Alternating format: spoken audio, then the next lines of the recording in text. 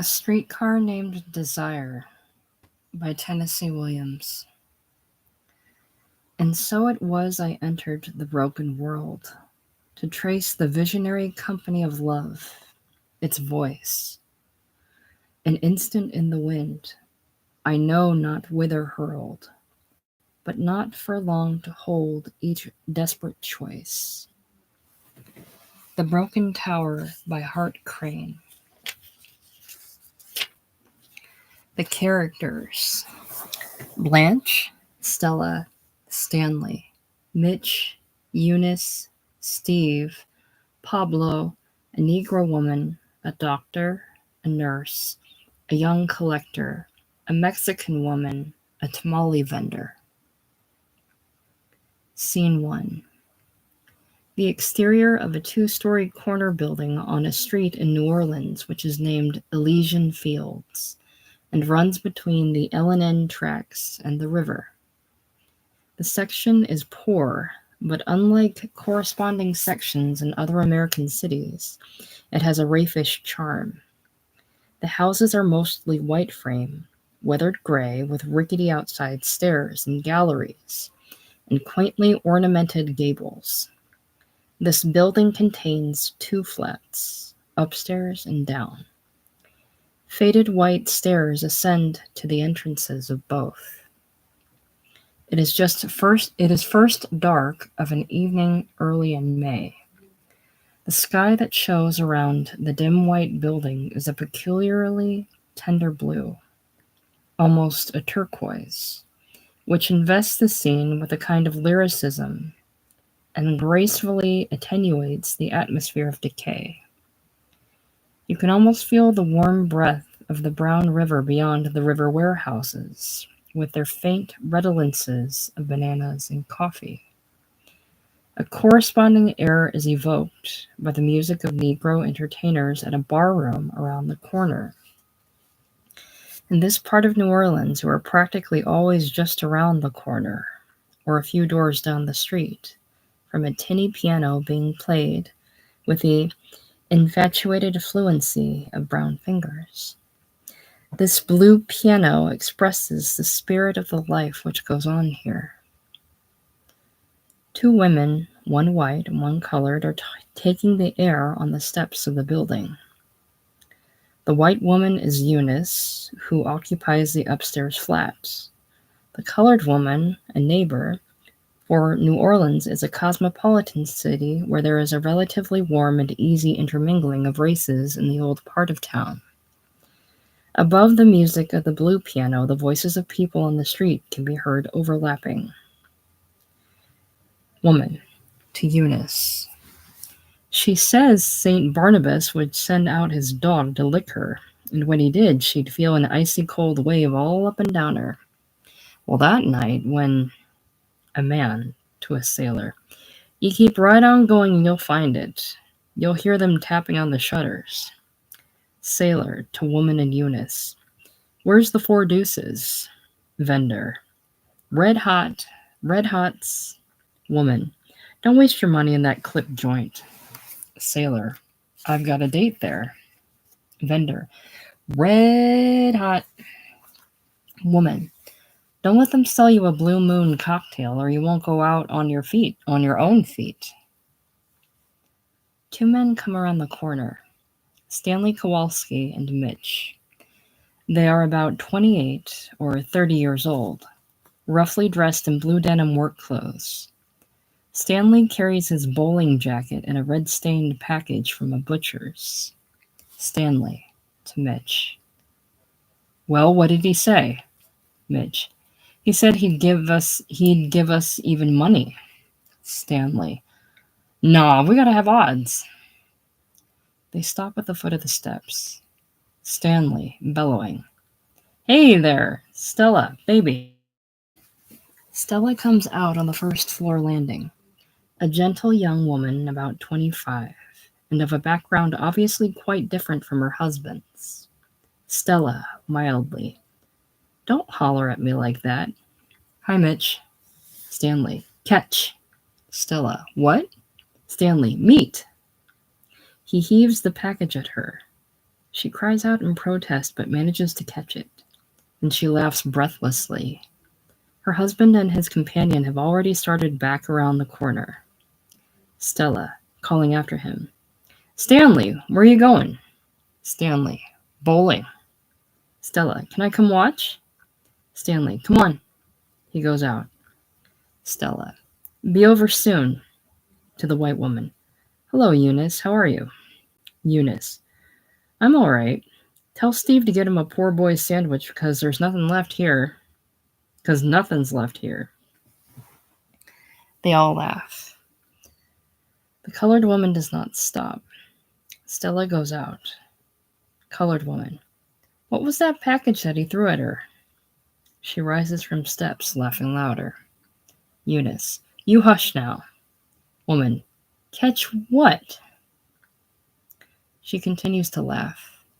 Blanche comes around the corner carrying a valise. She looks at a slip of paper, then at a building, then again at the slip, and again at the building. Her expression is one of shocked disbelief. Her appearance is incongruous to this setting. She is daintily dressed in a white suit with a fluffy bodice, necklace, and earrings of pearl, white gloves and hat, looking as if she were arriving at a summer tea or cocktail party in the Garden District. She is about 5 years older than Stella. Her delicate beauty must avoid a strong light. There is something about her uncertain manner as well as her white clothes that suggests a moth. Eunice, finally. What's the matter, honey? Are you lost? Blanche, with faintly hysterical humor. They told me to take a streetcar named Desire and then transfer to one called Cemeteries and ride 6 blocks and get off at Elysian Fields. Eunice, that's where you are now. Blanche, at Elysian Fields? Eunice, this here is Elysian Fields. Blanche, they mustn't have understood what number I wanted. Eunice, what number are you looking for? Blanche wearily refers to the slip of paper. Blanche, 632. Eunice, you don't have to look no further. Blanche, uncomprehendingly. I'm looking for my sister, Stella Dubois. I mean, Mrs. Stanley Kowalski. Eunice, that's the party. You just did miss her, though. Blanche, can this be her home? Eunice, she's got the downstairs here and I got the up. Blanche, oh, she's out? Eunice, you notice that bowling alley around the corner? Blanche, I'm not sure I did. Eunice, well, that's where she's at, watching her husband bowl. There's a pause. You want to leave your suitcase here and go find her? Blanche, no. Negro woman, I'll go tell her you come. Blanche, thanks. Woman, you're welcome. She goes out. Eunice, she wasn't expecting you? Blanche, no, not tonight. Eunice, well, why don't you just go in and make yourself at home till they get back? Blanche, how could I do that? Eunice, we own this place, so I can let you in. She gets up and opens the downstairs door. A light goes on behind the blind, turning it light blue. Blanche slowly follows her into the downstairs flat. The surrounding areas dim out as the interior is lighted. 2 rooms can be seen, not too clearly defined. The one first entered is primarily a kitchen but contains a folding bed to be used by Blanche. The room beyond this is a bedroom. Off this room is a narrow door to a bathroom. Eunice, defensively noticing Blanche's look. It's sort of messed up right now, but when it's clean, it's real sweet. Blanche, is it? Eunice, uh-huh, I think so. So you're Stella's sister. Blanche, yes, wanting to get rid of her. Thanks for letting me in. Eunice, por nada, as the Mexicans say. Por nada. Stella spoke of you. Blanche, yes? Eunice, I think she said you taught school. Blanche. Yes. Eunice. And you're from Mississippi, huh? Blanche. Yes. Eunice. She showed me a picture of your home place, the plantation. Blanche. Belreve? Eunice. A great big place with white columns. Blanche. Yes. Eunice. A place like that must be awful hard to keep up. Blanche. If you'll excuse me, I'm just about to drop. Eunice. Sure, honey. Why don't you sit down? Blanche. What I meant was, I'd like to be left alone. Eunice, offended. I'll make myself scarce in that case. Blanche. I didn't mean to be rude, but... Eunice. I'll drop by the bowling alley and hustle her up. She goes out the door. Blanche sits in a chair very stiffly, with her shoulders slightly hunched and her legs pressed close together, and her hands tightly clutching her purse as if she were quite cold. After a while, the blind look goes out of her eyes, and she begins to look slowly around. A cat screeches. She catches her breath with a startled gesture. Suddenly, she notices something in a half-opened closet.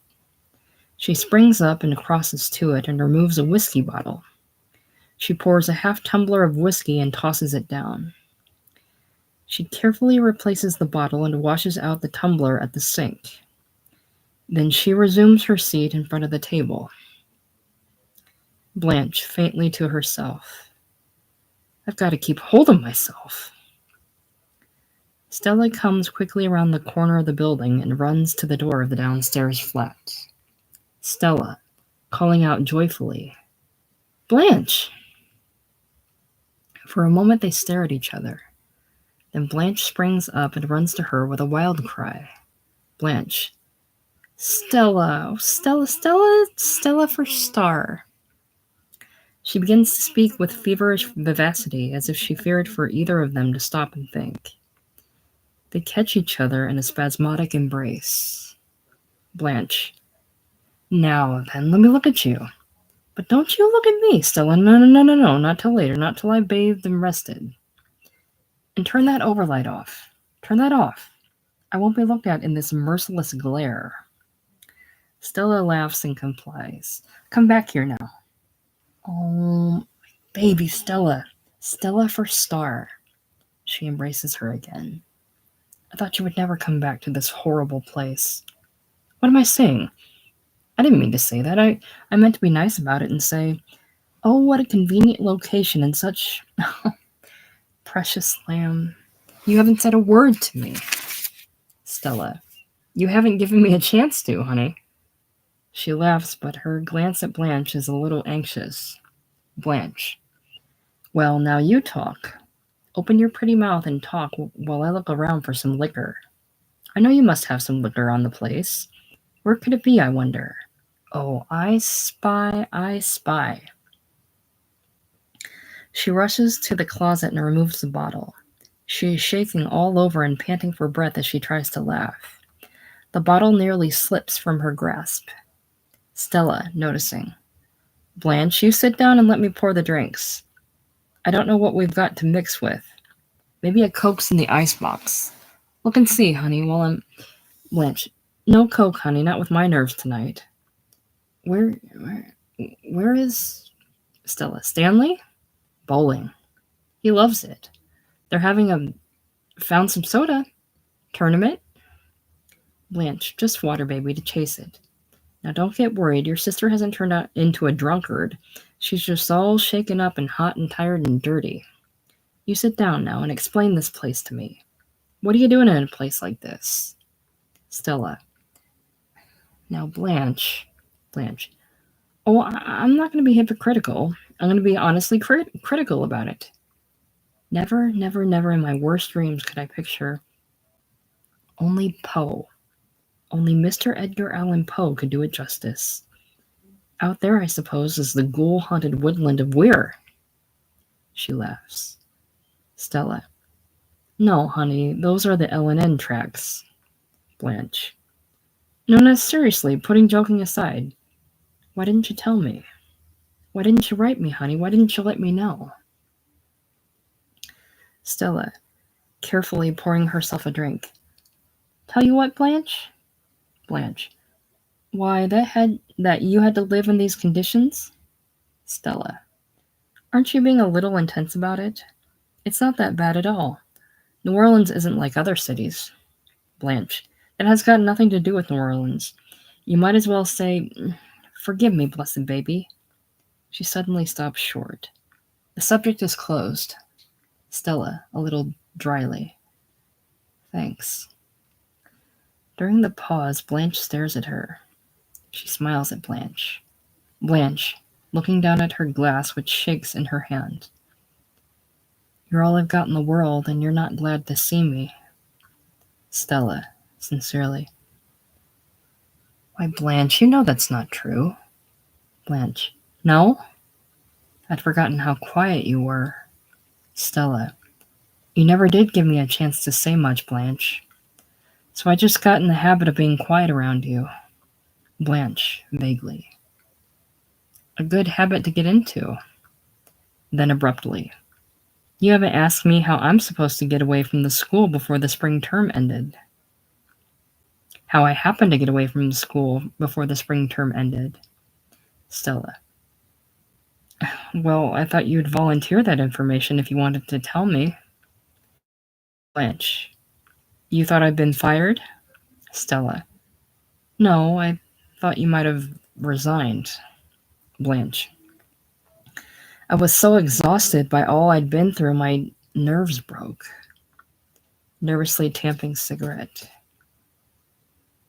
I was on the verge of lunacy almost. So Mr. Graves is the high school superintendent. He suggested I take a leave of absence. I couldn't put all those details into the wire. She drinks quickly. This buzzes right through me and feels so good. Stella. Won't you have another? Blanche. No, one's my limit. Stella. Sure? Blanche. You haven't said a word about my appearance. Stella. You look just fine. Blanche. God love you for a liar. Daylight never exposed so total a ruin. But you put on some weight, yes. You're just as plump as a little partridge. And it's so becoming to you. Stella. Now, Blanche. Blanche. Yes, it is. It is, or I wouldn't say it. You just have to watch around the hips a little. Stand up. Stella. Not now. Blanche. You hear me? I said stand up. Stella complies reluctantly. You messy child, you've spilt something on that pretty white lace collar. About your hair. You ought to have it cut in a feather bob with your dainty features. Stella, you have a maid, don't you? Stella. No, with only 2 rooms, it's... Blanche. What? 2 rooms, did you say? Stella. This one and... She is embarrassed. Blanche. The other one? She laughs sharply. There is an embarrassed silence. How quiet you are. You're so peaceful. Look how you sit there with your little hands folded like a cherub in choir. Stella. Uncomfortably. I never had anything like your energy, Blanche. Blanche. Well, I never had your beautiful self-control. I am going to take just one little tiny nip more, sort of to put the stopper on, so to speak. And put the bottle away so I won't be tempted. She rises. I want you to look at my figure. She turns around. You know, I haven't put on 1 ounce in 10 years, Stella. I weigh what I weighed the summer you left Belle Rive. The summer Dad died and you left us. Stella, a little wearily. It's just incredible, Blanche, how well you're looking. Blanche. You see, I still have that awful vanity about my looks, even now that my looks are slipping. She laughs nervously and glances at Stella for reassurance. Stella, dutifully. They haven't slipped one particle. Blanche. After all I've been through? You think I believe that story? Blessed child. She touches her forehead shakily. Stella, there's only 2 rooms? Stella. And a bathroom. Blanche. Oh, you do have a bathroom. First door to the right at the top of the stairs? They both laugh uncomfortably. But, Stella, I don't see where you're going to put me. Stella. We're going to put you in here. Blanche. What kind of bed's this? One of those collapsible things? She sits on it. Stella. Does it feel all right? Blanche, dubiously. Wonderful, honey. I don't like a bed that gives much, but there's no door between the 2 rooms, and Stanley. Will it be decent? Stella. Stanley is Polish, you know. Blanche. Oh, yes. There's something like Irish, aren't they? Stella. Well, Blanche. Only not so highbrow? They both laugh again in the same way. I brought some nice clothes to meet all your lovely friends in. Stella. I'm afraid you won't think they are lovely. Blanche. What are they like? Stella. They're Stanley's friends. Blanche. Polacks? Stella. They're a mixed lot, Blanche. Blanche. Heterogeneous types? Stella. Oh, yes. Yes, types is right. Blanche. Well, anyhow, I brought nice clothes and I'll wear them. I guess you're hoping I'll say I'll put up at a hotel, but I'm not going to put up at a hotel. I want to be near you. Got to be with somebody. I can't be alone.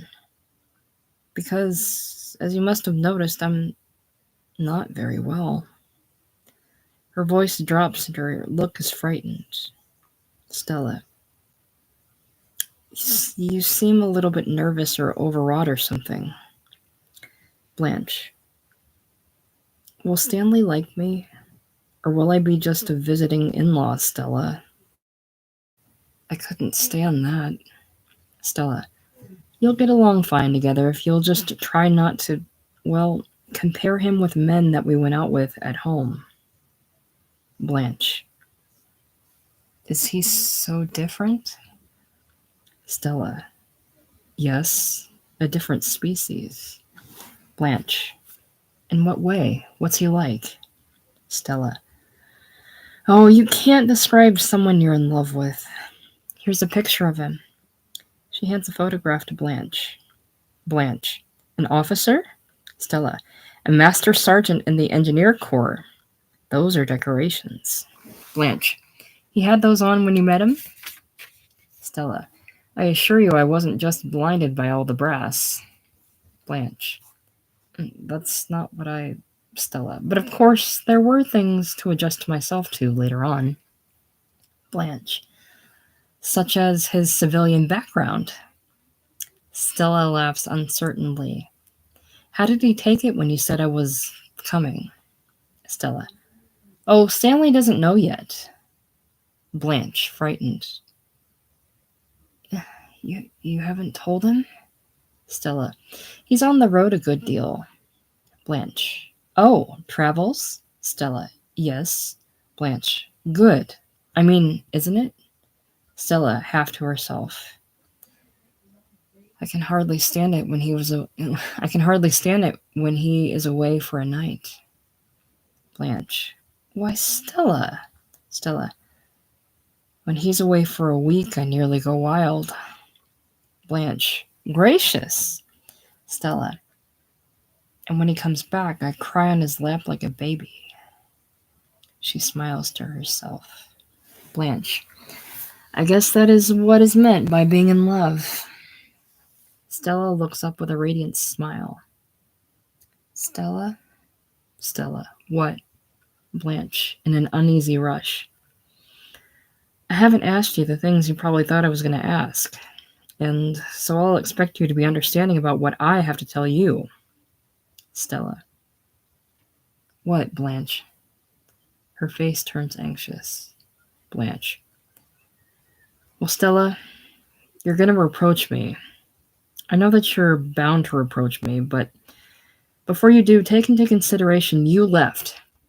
I stayed and struggled. You came to New Orleans and looked out for yourself. I stayed at Belle Rêve and tried to hold it together. I'm not meaning this in any reproachful way, but all the burden descended on my shoulders. Stella, the best I could do was make my own living, Blanche. Blanche begins to shake again with intensity. Blanche, I know, but you are the one that abandoned Belle Rêve, not I. I stayed and fought for it, bled for it, almost died for it. Stella, stop this hysterical outburst and tell me what's happened. What do you mean, fought and bled? What kind of... Blanche, I knew you would, Stella. I knew you would take this attitude about it. Stella. About what? Please. Blanche, slowly. The loss. The loss. Stella. Belle Rêve? Lost, is it? No. Blanche. Yes, Stella. They stare at each other across the yellow-checked linoleum of the table. Blanche slowly nods her head, and Stella looks slowly down at her hands folded on the table. The music of the blue piano grows louder. Blanche touches her handkerchief to her forehead. Stella. But how did it go? What happened? Blanche, springing up. You're a fine one to ask me how it went. Stella. Blanche. Blanche. You're a fine one to sit there accusing me of it. Stella. Blanche. Blanche. I took the blows in my face and my body. All of those deaths. The long parade to the graveyard. Father. Mother. Margaret, that dreadful way. So big with it couldn't be put in a coffin, but had to be burned like rubbish. You just came home in time for the funeral, Stella. And funerals are pretty compared to deaths. Funerals are quiet, but deaths, not always.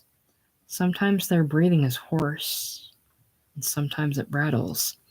And sometimes they even cry out to you, "Don't let me go." Even the old sometimes say, "Don't let me go." As if you were able to stop them. But funerals are quiet, with pretty flowers. And oh, what gorgeous boxes they packed them away in. Unless you were there at the bed when they cried out, "Hold me," you'd never suspect there was a struggle for breath and bleeding. You didn't dream, but I saw. Saw. And now you sit there telling me with your eyes that I let the place go? How in hell do you think all that sickness and dying was paid for? Death is expensive, Miss Stella. And old cousin Jessie's right after Margaret's. Why, the Grim Reaper had put up his tent on our doorstep. Stella, Belle Rêve was his headquarters. Honey, that's how it slipped through my fingers. Which of them left us a fortune? Which of them left a cent of insurance even? Only poor Jessie. 100 to pay for her coffin. That was all, Stella. And I with my pitiful salary at the school. Yes, accuse me. Sit there and stare at me, thinking I let the place go. I let the place go? Where were you? In bed with your Polak. Stella, springing. Blanche, you be still, that's enough. She starts out. Blanche, where are you going? Stella, I'm going into the bedroom to wash my face. Blanche, oh, Stella, you're crying. Stella, does that surprise you? Stella goes into the bathroom. Outside is the sound of men's voices. Stanley, Steve, and Mitch cross to the foot of the steps. Steve. And the old lady is on her way to Mass, and she's late, and there's a cop standing in front of the church, and she comes running up and says, "Officer, is Mass out yet?" He looks her over and says, "No, lady, your ass ain't out, but your hat's on crooked." They give a hoarse bellow of laughter. Steve. Playing poker tomorrow night? Stanley. Yeah, at Mitch's. Mitch. Not at my place. My mother's still sick. He starts off. Stanley calling after him. All right, we'll play at my place, but you bring the beer. Eunice hollering down from above. Break it up down there. I made the spaghetti dish and ate it myself. Steve going upstairs. I told you and phoned you we was playing. To the men. Jack's beer. Eunice. You never phoned me once. Steve. I told you at breakfast and phoned you at lunch. Eunice. Well, never mind about that. You just get yourself home here once in a while. Steve. You want it in the papers? More laughter and shouts of parting come from the men. Stanley throws the screen door of the kitchen open and comes in. He is of medium height, about 5 feet 8 or 9, and strongly, compactly built. Animal joy in his being is implicit in all his movements and attitudes. Since earliest manhood, the center of his life has been pleasure with women, the giving and taking of it, not with weak indulgence, dependently, but with the power and pride of a richly feathered male bird among hens. Branching out from this complete and satisfying center are all the auxiliary channels of his life, such as his heartiness with men, his appreciation of rough humor, his love of good drink and food and games, his car, his radio, everything that is his, that bears his emblem of the gaudy seed-bearer. He sizes women up at a glance with sexual classifications, crude images flashing into his mind and determining the way he smiles at them. Blanche, drawing involuntarily back from his stare. You must be Stanley. I'm Blanche. Stanley. Stella's sister? Blanche. Yes? Stanley. Hello. Where's the little woman? Blanche. In the bathroom? Stanley. Oh, didn't know you were coming in town. Blanche. Stanley. Where you from, Blanche? Blanche. Why, I live in Laurel. He has crossed to the closet and removed the whiskey bottle. Stanley. In Laurel, huh? Oh, yeah. Yeah, in Laurel, that's right. Not in my territory. Liquor goes fast in hot weather. He holds the bottle to the light to observe its depletion. Have a shot? Blanche. No, I rarely touch it. Stanley. Some people rarely touch it, but it touches them often. Blanche, faintly. Stanley. My clothes sticking to me. Do you mind if I make myself comfortable? He starts to remove his shirt. Blanche. Please do. Stanley. Be comfortable is my motto. Blanche. It's mine too. It's hard to stay looking fresh. I haven't washed or even powdered my face, and here you are. Stanley. You know, you can catch colds sitting around in damp things, especially when you've been exercising hard like bowling is. You're a teacher, aren't you? Blanche. Yes. Stanley. What do you teach, Blanche? Blanche. English. Stanley. I never was a very good English student. How long you here for, Blanche? Blanche. I don't know yet. Stanley. You gonna shack up here? Blanche. I thought I would if it's not inconvenient for y'all. Stanley. Good. Blanche. Traveling wears me out. Stanley. Well, take it easy.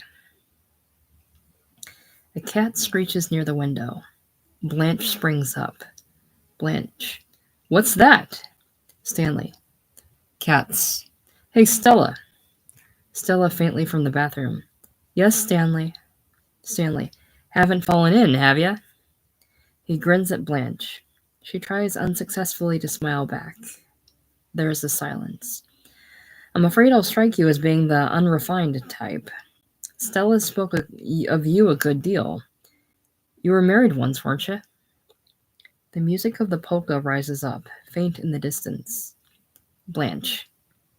Yes, when I was quite young. Stanley. What happened? Blanche. The boy, the boy died. She sinks back down. I'm afraid I'm gonna be sick. Her head falls on her arms. Scene 2. It is 6 o'clock the following evening. Blanche is bathing. Stella is completing her toilet. Blanche's dress, a flowered print, is laid out on Stella's bed.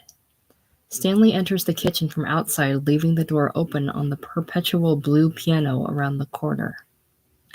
Stanley. What's all of this monkey doings? Stella. Oh, Stan. She jumps up and kisses him, which he accepts with lordly composure. I'm taking Blanche to Galatoire's for supper and then to a show, because it's your poker night. Stanley. How about my supper, huh? I'm not going to no Galatoire's for supper. Stella. I put you a cold plate on ice. Stanley. Well, isn't that just dandy? Stella. I'm going to try to keep Blanche out till the party breaks up because I don't know how she would take it. So we'll go to one of the little places in the quarter afterwards, and you'd better give me some money. Stanley. Where is she? Stella. She's soaking in a hot tub to quiet her nerves. She's terribly upset. Stanley. Over what? Stella. She's been through such an ordeal.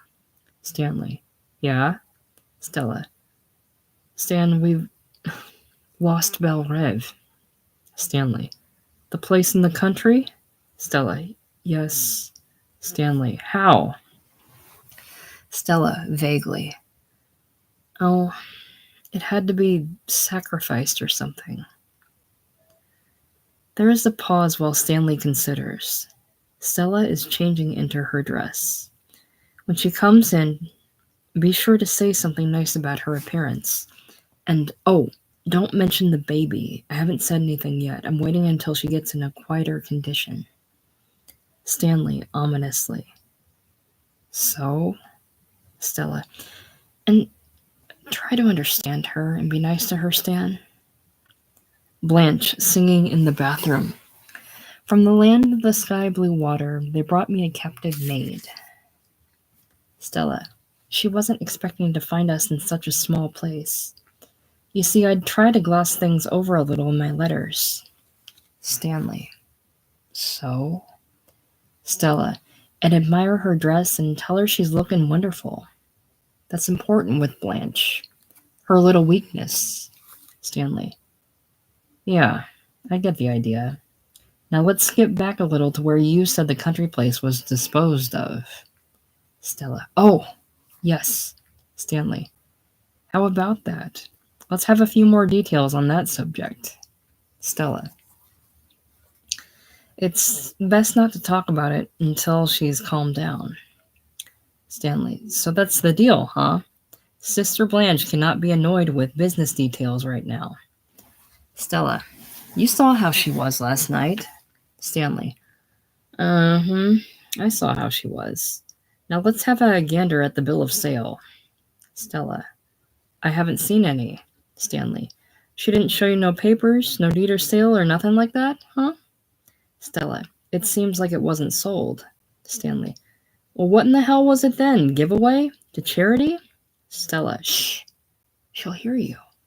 Stanley. I don't care if she hears me. Let's see the papers. Stella. There weren't any papers. She didn't show any papers. I don't care about papers. Stanley. Have you ever heard of the Napoleonic Code? Stella. No, Stanley. I haven't heard of the Napoleonic Code, and if I have, I don't see what it... Stanley. Let me enlighten you on a point or two, baby. Stella. Yes? Stanley. In the state of Louisiana, we have the Napoleonic Code, according to which what belongs to the wife belongs to the husband and vice versa. For instance, if I had a piece of property, or you had a piece of property... Stella. My head is swimming. Stanley. All right. I'll wait till she gets through soaking in a hot tub, and then I'll inquire if she is acquainted with the Napoleonic Code. It looks to me like you have been swindled, baby. And when you're swindled under the Napoleonic Code, I'm swindled too. And I don't like to be swindled. Stella. There's plenty of time to ask her questions later, but if you do now, she'll go to pieces again. I don't understand what happened to Balclave, but you don't know how ridiculous you are being when you suggest that my sister or I or anyone of our family could have perpetuated a swindle on anyone else. Stanley. Then where's the money if the place was sold? Stella. Not sold, lost. Lost. He stalks into the bedroom and she follows him. Stanley! He pulls open the wardrobe trunk standing in the middle of the room and jerks out an armful of dresses. Stanley. Open your eyes to this stuff. You think she got them out of a teacher's pay? Stella. Hush! Stanley. Look at these feathers and furs that she come here to preen herself in. What's this here?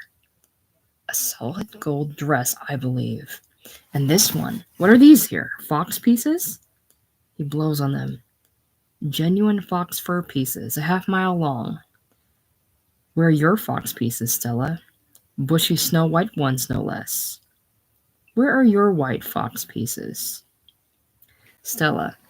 Those are inexpensive summer furs that Blanche has had a long time. Stanley. I got an acquaintance who deals in this sort of merchandise. I'll have him in here to appraise it. I'm willing to bet you there's thousands of dollars invested in this stuff here. Stella. Don't be such an idiot, Stanley.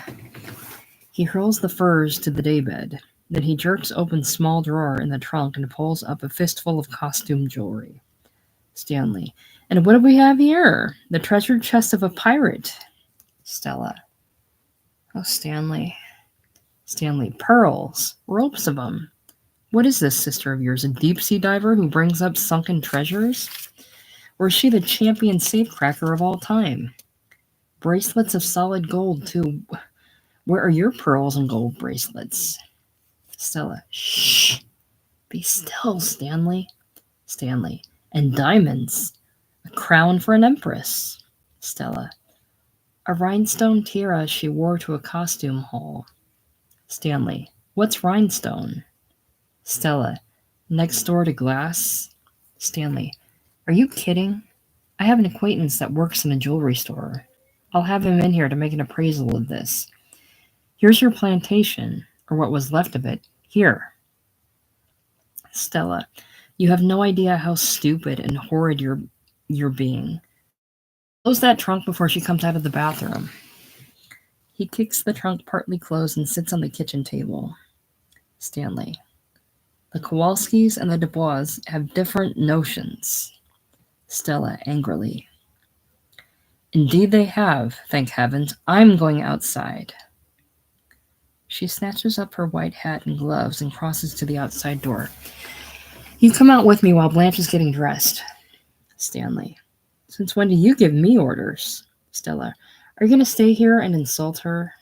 Stanley. You're darn tootin' I'm going to stay here. Stella goes out to the porch. Blanche comes out of the bathroom in a red satin robe. Blanche, airily. Hello, Stanley. Here I am, all freshly bathed and scented and feeling like a brand new human being. He lights a cigarette. Stanley. That's good. Blanche, drawing the curtains at the window. Excuse me while I slip on my pretty new dress. Stanley. Go right ahead, Blanche. She closes the drapes between the rooms. Blanche. I understand there's to be a little card party to which we ladies are cordially not invited. Stanley. Ominously. Yeah? Blanche throws off her robe and slips into a flowered print dress. Blanche. Where's Stella?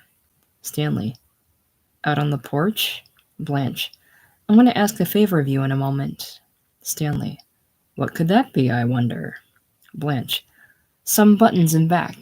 You may enter. He crosses through drapes with a smoldering look. How do I look? Stanley. You look all right. Blanche. Many thanks. Now the buttons. Stanley. I can't do nothing with them. Blanche.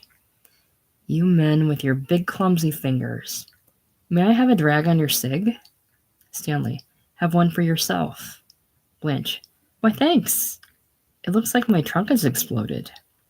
Stanley. Me and Stella were helping you unpack. Blanche. Well, you certainly did a fast and thorough job of it. Stanley. It looks like you raided some stylish shops in Paris. Blanche. Yeah, yes, clothes are my passion. Stanley. What does it cost for a string of fur pieces like that? Blanche. Why, those were a tribute from an admirer of mine. Stanley. You must have had a lot of admiration. Blanche. Oh, in my youth I excited some admiration. But look at me now. She smiles at him radiantly. Would you think it possible that I was once considered to be attractive? Stanley. Your looks are okay. Blanche. I was fishing for a compliment, Stanley. Stanley. I don't go in for that stuff. Blanche. What stuff? Stanley. Compliments to women about their looks. I never met a woman that didn't know if she was good looking or not without being told, and some of them give themselves credit for more than they've got. I once went out with a doll who said to me, I am the glamorous type. I am the glamorous type. I said, so what? Blanche. And what did she say then? Stanley. She didn't say nothing. That shut her up like a clam. Blanche. Did it end the romance? Stanley. It ended the conversation. That was all. Some men are took in by this Hollywood glamour stuff, and some men are not. Blanche. I'm sure you belong in the second category. Stanley.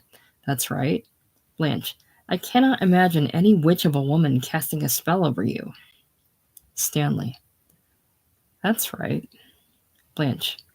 You're simple, straightforward, and honest. A little bit on the primitive side, I should think. To interest you, a woman would have to... She pauses with an indefinite gesture. Stanley, slowly. Lay her cards on the table. Blanche, smiling. Yes. Yes. Cards on the table. Well, life is too full of evasions and ambiguities, I think. I like an artist who paints in strong, bold colors, primary colors. I don't like pinks and creams, and I never cared for wishy-washy people. That was why, when you walked in here last night, I said to myself, my sister has married a man. Of course, that was all that I could tell about you. Stanley, booming. Now let's cut the rebop. Blanche, pressing her hands to her ears. Ooh. Stella, calling from the steps. Stanley, you come out here and let Blanche finish dressing. Blanche, I'm through dressing, honey. Stella, well, you come out then. Stanley, your sister and I are having a little talk. Blanche, lightly. Honey, do me a favor. Run to the drugstore and get me a lemon Coke with plenty of chipped ice in it. Will you do that for me, sweetie? Stella, uncertainly. Yes. She goes around the corner of the building. Blanche. The poor little thing was out there listening to us. And I have an idea she doesn't understand you as well as I do. All right. Now, Mr. Kowalski, let us proceed without any more double talk. I'm ready to answer all questions. I have nothing to hide. What is it? Stanley. There is such a thing in this state of Louisiana as the Napoleonic Code, according to which whatever belongs to my wife is also mine, and vice versa. Blanche. My, but you have an impressive judicial error. She sprays herself with her atomizer, then playfully sprays him with it. He seizes the atomizer and slams it down on the dresser. She throws back her head and laughs. Stanley. If I didn't know that you was my wife's sister, I'd get ideas about you. Blanche. Such as what? Stanley. Don't play so dumb. You know what. Where's the papers? Blanche. Papers? Stanley. Papers. That stuff people write on. Blanche. Oh, papers. Papers. The first anniversary gift. All kinds of papers. Stanley. I'm talking of legal papers connected with the plantation. Blanche. There were some papers. Stanley. You mean they're no longer existing? Blanche. They probably are somewhere. Stanley. But not in the trunk? Blanche. Everything that I own is in that trunk. Stanley. Then why don't we have a look for them? He crosses to the trunk, shoves it roughly open, and begins to open compartments. Blanche. What in the name of heaven are you thinking of? What's in the back of that little boy's mind of yours? That I'm absconding with something? Attempting some kind of treachery on my sister? Let me do that. It'll be faster and simpler. She crosses to the trunk and takes out a box. I keep my papers mostly in this tin box.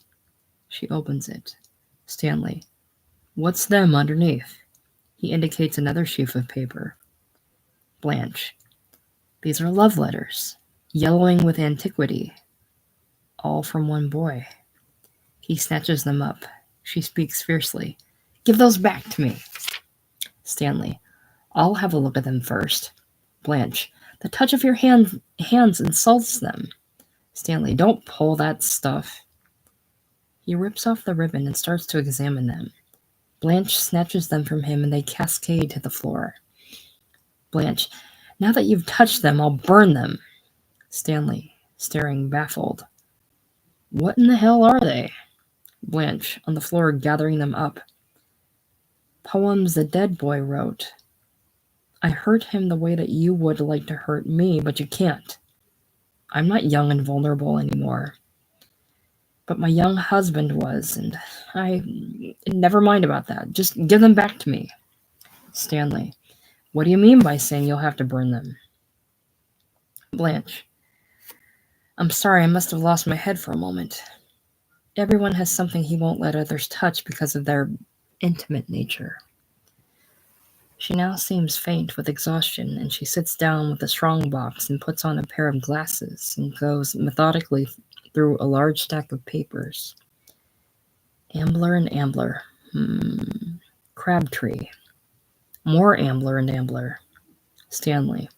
What is Ambler and Ambler? Blanche. A firm that made loans on the place. Stanley. Then it was lost on a mortgage? Blanche, touching her forehead. That must have been what happened. Stanley. I don't want no ifs, ands, or buts. What's all the rest of them papers? She hands him the entire box. He carries it to the table and starts to examine the papers.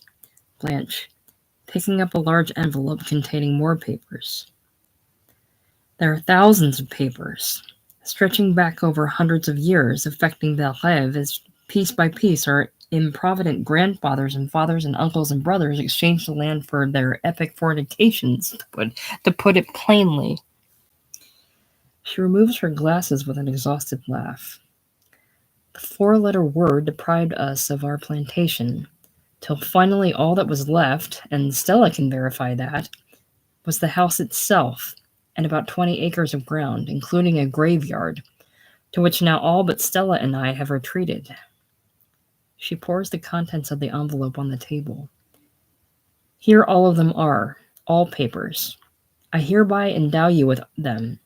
Take them, peruse them, commit them to memory even. I think it's wonderfully fitting that Belrêve should finally be this bunch of old papers in your big, capable hands. I wonder if Stella's come back with my lemon coke.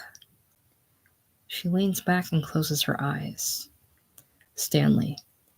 I have a lawyer acquaintance who will study these out. Blanche. Present them to him with a box of aspirin tablets. Stanley, becoming somewhat sheepish.